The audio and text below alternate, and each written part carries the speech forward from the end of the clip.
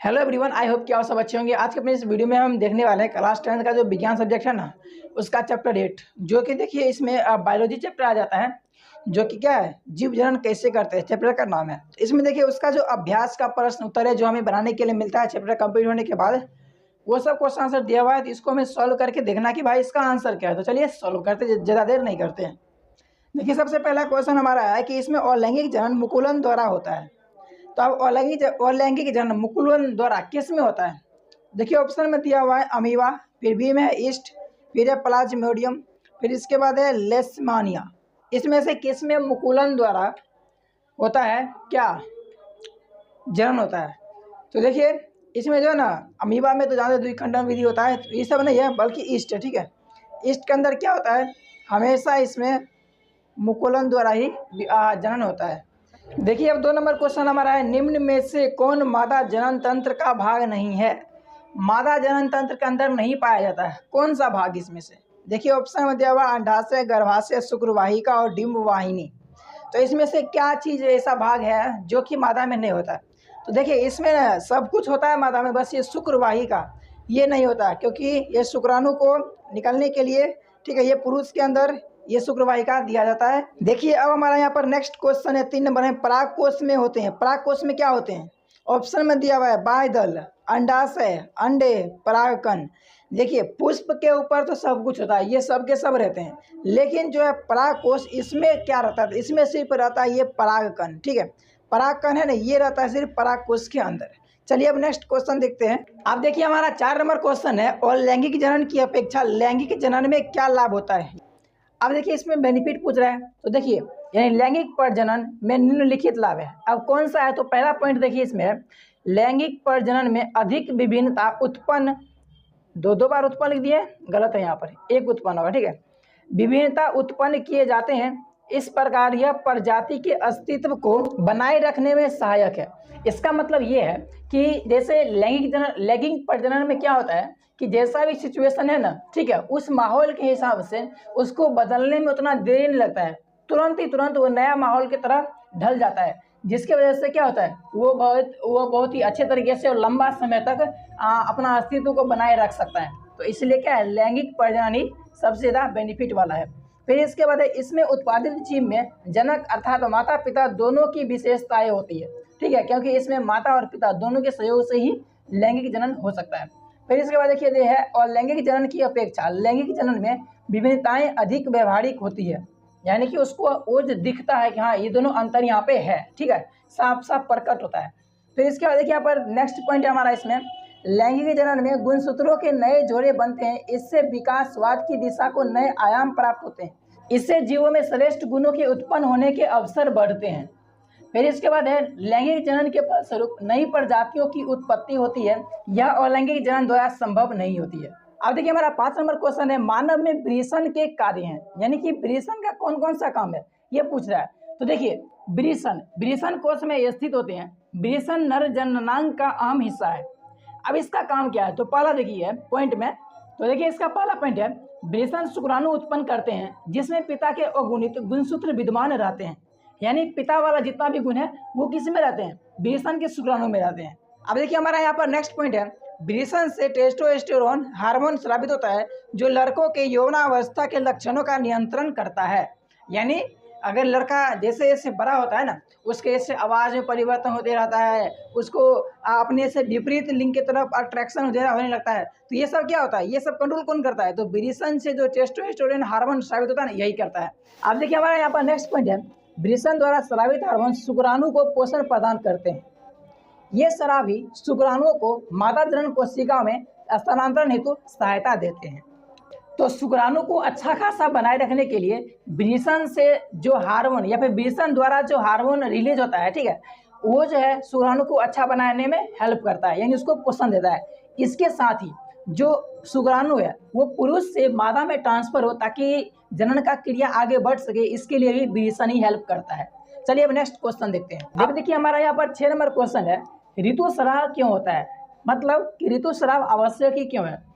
अंडाशय प्रत्येक माह एक अंड का मोचन करता है, मतलब निर्माण करता है, अतः निषेचित अंड की प्राप्ति हेतु गर्भाशय भी प्रति माह तैयारी करता है, अतः इसकी अंतर्भित्ति मांसल एवं स्पॉन्जी हो जाते हैं।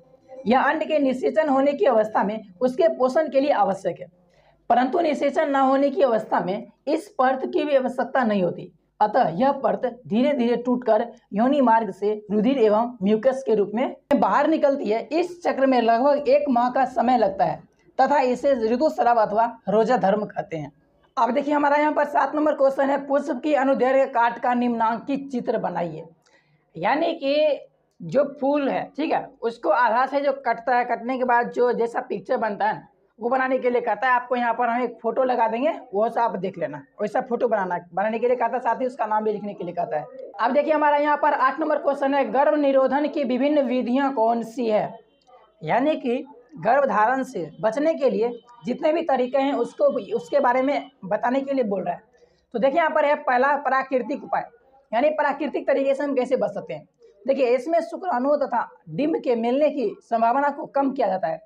इस विधि में ऋतु चक्र से 10वें दिन से 17वें दिन तक यौन क्रिया से बचा जाता है, क्योंकि इस अवधि के दौरान डिंबोत्सर्जन की उम्मीद रहती है तथा निषेचन की संभावना अधिक होती है। यानी कि 10वें से 17वें दिन तक बच के रहना है, फिर उसके बाद यौन संबंध कर सकते हैं। फिर इसका देखिए नेक्स्ट हमारा क्वेश्चन है यांत्रिक अवरोध। अब यांत्रिक अवरोध से कैसे बच सकते हैं। देखिए एक तरीका यांत्रिक अवरोध का है जिससे शुक्राणु अंड कोशिका तक न पहुंच सके। पुरुष द्वारा शिशन को ढकने वाले कंडोम और महिलाओं के द्वारा योनि में रखने वाली अनेक युक्तियों जैसे लूप अथवा कॉपर का उपयोग किया जा सकता है। नेक्स्ट हमारा देखिए पॉइंट है हार्मोन संतुलन। अब इसके हेल्प से ही बच सकते हैं। कैसे। दूसरा तरीका शरीर में हार्मोन संतुलन के परिवर्तन है जिससे अंड का मोचन ही नहीं होता है, अतः निषेचन नहीं हो सकता। यह दवाएं सामान्यतः गोली के रूप में ली जाती है और इसके हेल्प से भी बच सकते हैं। और इसके बाद देखिए शल्य क्रिया सर्जरी के द्वारा। कैसे। इस विधि में पुरुष की शुक्रवाहिका को अवरुद्ध कर दिया जाता है जिससे शुक्राणु का स्थानांतरण रुक जाता है। इसे नसबंदी कहा जाता है। इसी प्रकार यदि स्त्री की अंडवाहिनी अथवा फिलोपियन नलिका को अवरुद्ध कर दिया जाता है तो इससे अंड गर्भाशय तक नहीं पहुंच सकेगा। इसे बंध्यकरण कहा जाता है। दोनों ही अवस्थाओं में निषेचन नहीं हो पाएगा। अब देखिए हमारा यहाँ पर 9 नंबर क्वेश्चन है एक कोशिक एवं बहुकोशिक जीवों की जनन पद्धति में क्या अंतर है। अब दोनों में डिफरेंस बताने के लिए बोल रहे हैं। तो देखिए इधर क्या है, यह एक कोशिक जीव और इस तरफ बहुकोशिक जीव। अब देखते हैं दोनों में क्या अंतर होता है जनन के लिए। ठीक है, इसका पहला पॉइंट है इसमें प्रायः अलैंगिक विधि से जनन होता है, जैसे विखंडन, मुकुलन, ये सब विधि से। ठीक है, इसके विपरीत देखिए इसमें क्या होता है, इसमें प्रायः लैंगिक विधि से जनन होता है। अब इसका दूसरा पॉइंट है जनन के लिए एक ही जीवधारी की आवश्यकता होती है, यानी इसमें सिंगल एक ही जीव के हेल्प से जनन हो सकता है। लेकिन इसमें देखिए क्या है, जनन के लिए नर तथा मादा दोनों जीवधारी की आवश्यकता होती है। अब इसका तीसरा पॉइंट है इनमें जनन के लिए विशिष्टीकृत कोशिकाएं जनन कोशिकाएं नहीं होती है, यानी कि जनन के लिए एक स्पेशल अलग से कोई बनावट नहीं रहता है इसमें। उसके जगह पर देखिए इसमें क्या होता है, यानी बहुकोशिकीय जीव में इसमें जनन के लिए विशिष्टीकृत जनन कोशिकाएं होती है, यानी इसमें जनन कोशिका होता है, उसका अलग से बनावट रहता है। अब देखिए हमारा यहाँ पर 4 नंबर है जनन के लिए कोई विशेष अंग नहीं होते। सही बात है। और इसमें देखिए जनन के लिए शरीर में विशेष अंग पाए जाते हैं जो परस्पर मिलकर जनन तंत्र बनाते हैं। ठीक है, उसका एक अलग स्पेशल डिजाइन किया रहता है। ठीक है, अब देखिए इसका 5वां पॉइंट क्या है। इसका 5वां पॉइंट है यह सामान्यतः सूत्री विभाजन द्वारा होती है, यानी किसी भी तरीके से वो विभाजन होता है समान भाग में, यानी कि एक भाग में जो चीज़ जितना चीज़ होना चाहिए उतना ही चीज़, यानी सारा कुछ मिल करके जितना कुछ है उसमें वही चीज़ दूसरा भाग में भी होगा। और इसी तरह से जितने भी भाग बनेंगे सारे कुछ में समान रहने वाले हैं। ठीक है, उस तरह से नया जीव बनता है। और इसमें देखिए है इसमें अर्धसूत्री विभाजन द्वारा तथा सूत्री विभाजन दोनों पाए जाते हैं, यानी इसमें दोनों तरीके से जनन होता है। अब देखिए हमारा यहाँ पर 10 नंबर क्वेश्चन है जनन किसी स्पीसीज की समष्टि के स्थायित्व में किस प्रकार सहायक है, यानी उसका जो अस्तित्व है वो लंबे समय तक कैसे बनाए रखता है। देखिए जनन एक स्पीसीज के मौजूद जीवों द्वारा एक ही प्रजाति के लिए नए जीव उत्पन्न करने की प्रक्रिया है। इसलिए जनन एक ऐसा प्रक्रम है जिसके द्वारा जीव अपने समष्टि की वृद्धि करते हैं। इसलिए यह नई प्रजाति को जन्म देकर समष्टि के स्थायित्व में सहायक होते हैं, क्योंकि एक प्रजाति के समष्टि के स्थायित्व के लिए जन्म दर मृत्यु दर के बराबर या थोड़ा अधिक होना चाहिए, यानी कि जितना मर रहा है उतना तो जन्म होना चाहिए या फिर उससे ज़्यादा जन्म होना चाहिए, ताकि उसका अस्तित्व बना रखे, मतलब ताकि उसका अस्तित्व लंबा समय तक बना रह सके। ठीक है, अब इसके बाद देखिए नेक्स्ट 11 नंबर क्वेश्चन है, गर्भ निरोध युक्तियां अपनाने के क्या कारण हो सकते हैं, मतलब किस किस वजह से लोग गर्भधारण को रोकना चाहते हैं। तो देखिए गर्भ निरोध युक्तियां अपनाने के निम्नलिखित कारण हो सकते हैं। अब इसमें देखिए पॉइंट क्या है, पहला अवांछित गर्भधारण को रोकने के लिए, यानी कि बिना इच्छा के गर्भधारण नहीं करना चाहते हैं इसके लिए। दूसरा, दो संतानों के बीच अंतराल बनाए रखने के लिए, क्योंकि बराबर गर्भधारण से स्त्री के शरीर पर बुरा प्रभाव पड़ सकता है। फिर इसके बाद देखिए नेक्स्ट पॉइंट है, बढ़ती जनसंख्या को नियंत्रित करने के लिए। ठीक है, यानी कि अगर जनसंख्या काफी तेजी से बढ़ जाएगा तो फिर संसाधन नहीं मिल पाएगा, इसके लिए भी गर्भधारण को रोका जाता है। फिर इसके बाद देखिए नेक्स्ट है, यौन संचारित रोग से बचने के लिए, जो यौन संचारित रोग होते हैं जैसे एड्स, HIV। फिर इसके बाद देखिए नेक्स्ट पॉइंट है, सामाजिक दबाव से भी हो सकता है। तो इस तरह से इस चैप्टर का जितना भी क्वेश्चन आंसर था सारा को हमने सॉल्व कर दिया है। तो चलिए मिलते हैं आपसे नेक्स्ट वीडियो में। वीडियो पसंद आया तो वीडियो को लाइक कर दीजिएगा, अगर कोई डाउट हो तो कमेंट करके जरूर बताइएगा। बाकी मिलते हैं नेक्स्ट वीडियो में, तब तक के लिए bye bye and love you all.